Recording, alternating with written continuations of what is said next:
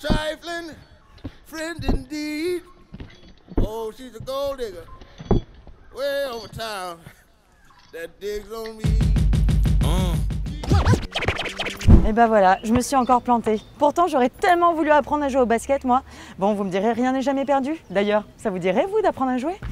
Le basketball est l'un des sports les plus populaires dans le monde et l'un des plus largement suivis à la télévision. Il connaît également un large succès en Nouvelle-Calédonie et en plus, il est accessible à tous, même aux tout petits que nous sommes allés voir au mini-basket du 6e kilomètre. Et ça fait combien de temps que tu joues au basket ? 3 ans. 3 ans. 2 ans. 2 ans. Je viens juste de rentrer. Et Lénie, ça fait combien de temps que tu joues au basket ? Ça fait pas longtemps. Non, pas longtemps. Et t'aimes bien jouer au basket ? C'est ma 2e fois. Comment est-ce que tu trouves le basket ? Bien. J'aime bien marquer des paniers. Qu'est-ce que ça t'apporte le basket ? Des jeux collectifs, de trouver des autres, de jouer tout le monde ensemble. Et après, de faire des matchs. Tu te donnes à fond à chaque fois ? Oui. J'ai marque, j'ai dribble.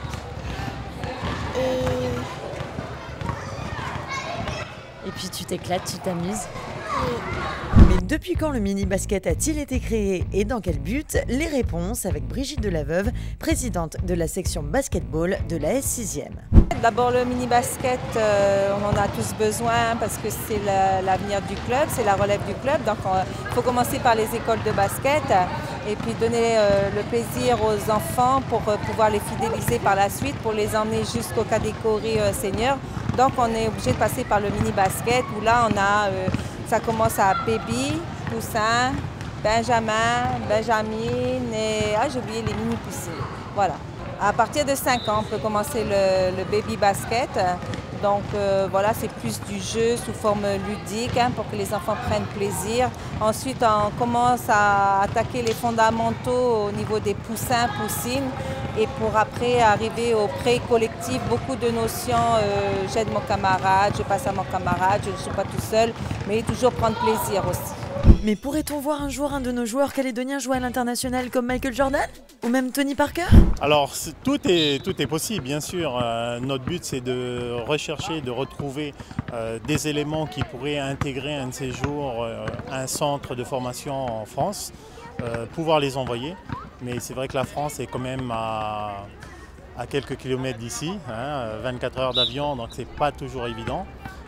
C'est pas évident aux parents de laisser partir les enfants même à l'âge de 14-15 ans parce que le cafard aidant et la famille aussi, donc c'est très difficile. Moi-même j'ai été professionnel à un moment donné en France pendant une dizaine d'années, donc certains pourront suivre ma trace. Il y en a un qui a suivi ma trace qui est Rodrigue, qui a fait les derniers Jeux là, du Pacifique. Lui a joué en Pro B. Ce qui veut dire que le basket est prenable par n'importe quel Calédonien, jeune Calédonien, avec des performances, des qualités.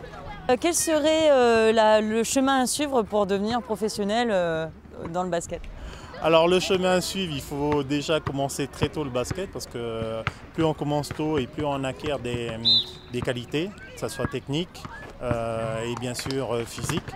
Et après de monter les échelons comme ça tout doucement, se faire repérer et puis continuer à travailler bien sûr la technique individuelle d'abord avec une technique collective puisqu'il faut savoir et apprendre à jouer avec les autres même si on a des super qualités et puis après à partir de là le joueur est repéré et puis nous on essaie bien sûr de voir avec les parents la possibilité soit de les envoyer sur la France ou soit de les orienter sur la Nouvelle-Zélande ou l'Australie puisqu'ils sont très demandeurs.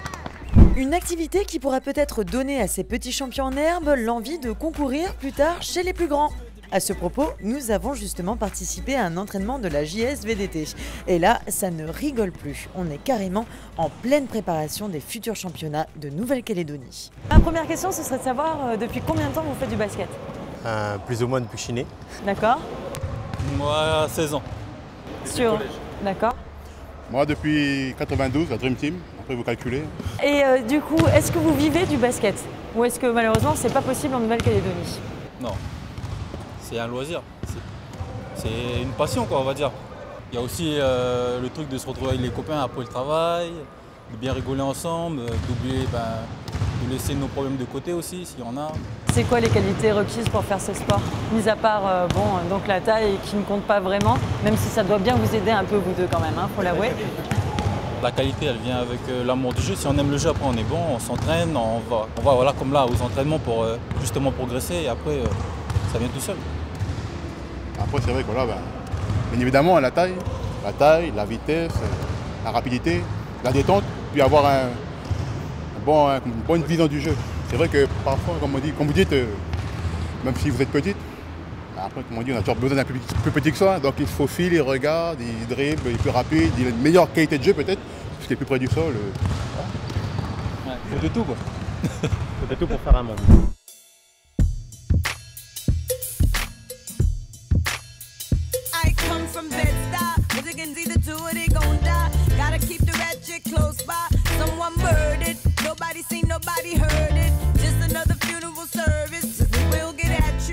Et bien voilà, vous savez désormais à peu près tout sur le basket. Comme d'habitude, on se retrouve dès la semaine prochaine à la même heure sur la même chaîne avec le même C'était une émission proposée par le Centre de documentation pédagogique de la Nouvelle-Calédonie.